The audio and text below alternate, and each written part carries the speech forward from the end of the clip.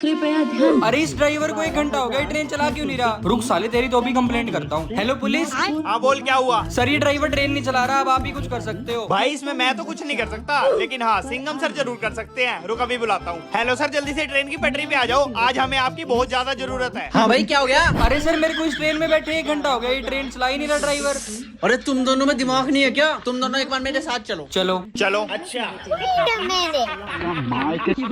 ये देखो, जब ट्रेन में इंजन ही नहीं लगा हुआ तो ट्रेन चलेगी कहाँ से? तो सर फिर अब कुछ तो इलाज होगा इस ट्रेन को चलाने का। हाँ, एक इलाज है। जैसे ही लोग नीचे सब्सक्राइब का बटन दबाएंगे, ये ट्रेन बिना इंजन के चल पड़ेगी। विश्वास नहीं होता तो दबा के देख लो।